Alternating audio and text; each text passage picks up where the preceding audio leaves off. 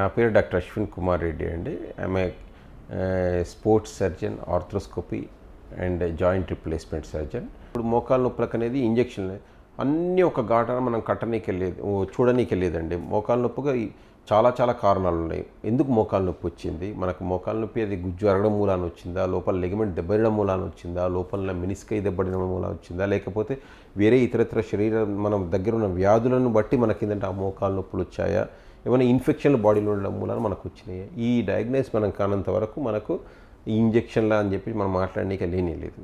ఈ ఇంజక్షన్ అనే థెరపీ ఏంటంటే ఇది ఇప్పుడు కాదు, ఇది ఎప్పటి నుంచో వచ్చింది. ఒకటి ఏంటంటే మాడిఫై అవ్వుకుంటూ వస్తూ ఉన్నాయి. ఒకప్పుడు ఏంటంటే ఈ మోకాలు నొప్పులకి ఇంజక్షన్ వరకు ఏంటంటే స్టెరాయిడ్ ఇంజక్షన్లకు విరివిగా వాడేవాళ్ళు, ఈవెన్ ఇప్పటికి కూడా వాడుతూ ఉన్నారు. ఓకే, దాని నుంచి ఏంటంటే మన మోకాల లోపల ఈ నొప్పి అనేది మనకు కొంచెం తగ్గుతూ ఉంది, కాకపోతే ఆ లోపల డ్యామేజ్ అనేది కంటిన్యూ అవుతూ ఉన్నాయి. రెండవ తరం ఏంటంటే మనకు రెండవ తరహాలో మనకి ఏంటంటే మన యూజువల్గా ఏంటంటే గ్రీజ్ లాగా, అంటే లోపల మనకు ఆ ఫ్రిక్షన్ తగ్గించేది, ఒత్తిడి తగ్గించే ఇంజక్షన్లు ఉంటాయి. దాన్ని హైలోనిక్ యాసిడ్ లాంటి ఇంజక్షన్ లాంటివి ఉంటాయి. సో దట్ ఏంటంటే ఫ్రీ మూమెంట్ అనేది జరుగుతూ ఉంది అన్నట్టు. ఇంకోటి మూడవ ప్రక్రియ మామూలుగా వచ్చి ఈ మధ్య కాలంలో ఏంటంటే విరివిగా అనడం కంటే ఇంకా విచ్చలవిడిగా ఏం వాడుతున్నారంటే పిఆర్పి అని చెప్పేసి చాలా సింపుల్ టర్మ్లో పిఆర్పి అనే ఇంజక్షన్ మనం వాడుతున్నాం. అసలు ఎందుకు వాడుతున్నారు, దాని నుంచి అసలు ఎవరు ఇస్తున్నారు ఆ పిఆర్పి అంటే వితౌట్ ఎనీ అవగాహన కూడా లేకుండా ఏమవుతుందంటే పెయిన్ మేనేజ్మెంట్ అని చెప్పేసి దాన్ని ఆ పిఆర్పి అనేది ట్రీట్మెంట్ మనం వాడుతూ ఉన్నారు. చాలామంది అంటే నాట్ ఓన్లీ ఆర్థోపెడిక్ సర్జన్స్, ఎవరైనా కూడా జాయింట్లోకి పిఆర్పి ఇవ్వచ్చు అనే సిచ్యువేషన్, ప్రతిదానికి అది పిఆర్పి ఒక మెడిసిన్ లాగా వాడుతూ ఉన్నారు దాన్ని.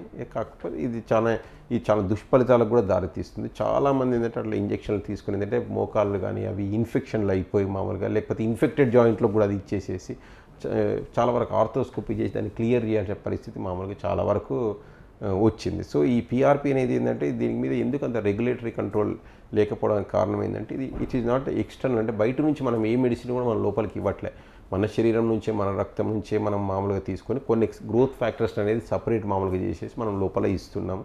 ఇది ఇప్పటివరకు కూడా ఏంటంటే దీని మీద కాంక్రీట్ స్టడీ అనేది ఇది ఇస్తుంది, దీని నుంచి రిజల్ట్స్ ఉన్నాయని ఎక్కడ కూడా లేదు.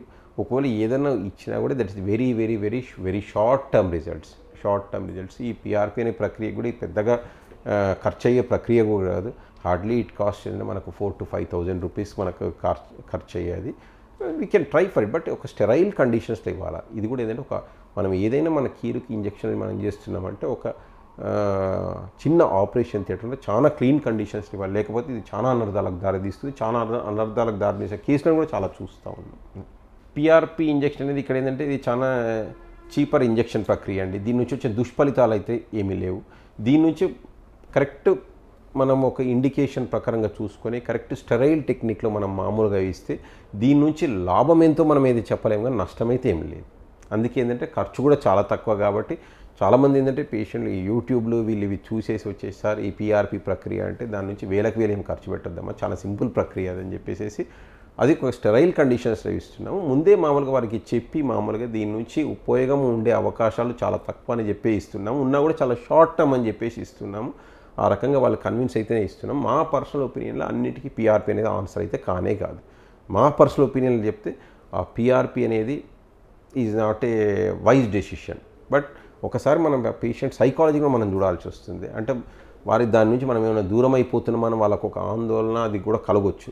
అట్లాంటి సిచ్యువేషన్ లేదంటే అమ్మ తీసుకోండి, ఏం ప్రాబ్లం లేదు, నష్టమైతే ఏమీ లేదు, స్టెరైల్ కండిషన్స్ నెక్స్ట్ వాళ్ళే వచ్చేసేసి ఉపయోగం ఉందా, బికాస్ ఫైనాన్షియల్ లాస్ కాకూడదు. మనకు ఆ ట్రీట్మెంట్కి సంబంధించినంతవరకు మనకి ఏమైతే ఉపయోగం ఉంటే మనం ఎంతైనా ఖర్చు పెట్టుకునే కాదు, కానీ దాని గురించి ఆ ప్రూవెన్ రిజల్ట్స్ మనం లేనప్పుడు ఏంటంటే దానికి ఎంతో వేలు మనం ఖర్చు పెట్టేసేసి దాని మీద మనము ఉపయోగం లేకుండా ఉండదు.